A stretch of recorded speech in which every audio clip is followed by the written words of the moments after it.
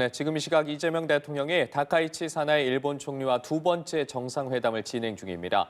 미래지향적인 과거사 문제 해법을 모색하고 한일 셔틀 외교를 본궤도에 올릴 예정인데요. 청와대 취재기자 연결합니다. 장보경 기자.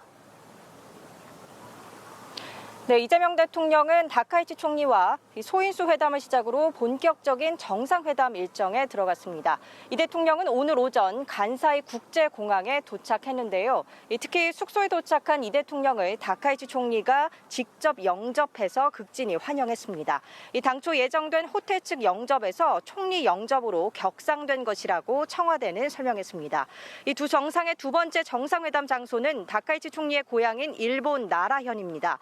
지난 에이펙을 계기로 열린 정상회담 당시 이 대통령의 제안으로 회담 장소가 결정됐다는 후문입니다. 양 정상은 이번 정상회담에서 5차례 대화를 나누며 미래지향적 한일 관계를 도모하는 데 방점을 찍을 것으로 전망됩니다. 내일 두 정상은 한일 교류의 상징인 호류지에서 친교 일정도 가질 계획입니다. 역대 일본 총리가 본인의 지역구로 외국 정상을 초청한 사례는 드문 편인데 특히 이곳 나라현에서 열리는 건 처음 있는 일입니다. 연초부터 동북아 외교 일정에 박차를 가하는 모습인데 최근 중일 갈등이 심화하고 있는 가운데 열리게 된 만큼 이번 방일은 신뢰를 모색하는 이 대통령의 외교력이 다시 한번 주목받을 것이란 관측이 나옵니다.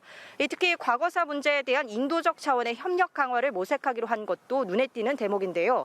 조세이 탄광 등 공동 대응 사안부터 실타래를 푸는 시도를 통해 과거사 문제에 대한 진전을 이룰 수 있을지 주목됩니다.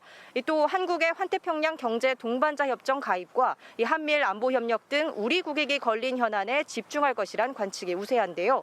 미래 핵심 전략 기술인 AI 구체적 성과 도출을 위한 협력 심화, 또 초국가 스캠 단지 대응을 위한 한일 협력 제도화도 추진할 방침입니다.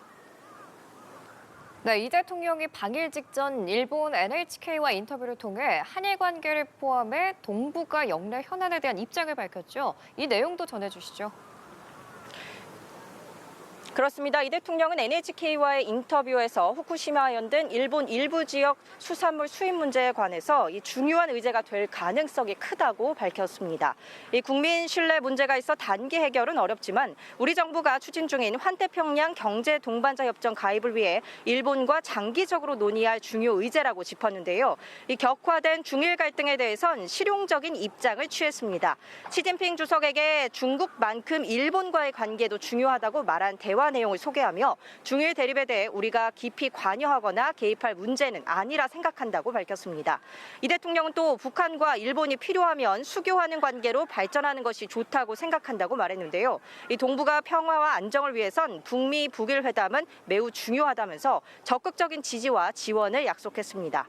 한일 관계에 대해선 가치와 지향을 함께한다는 측면이 중요하다며 협력할 분야가 워낙 많다고 강조했습니다.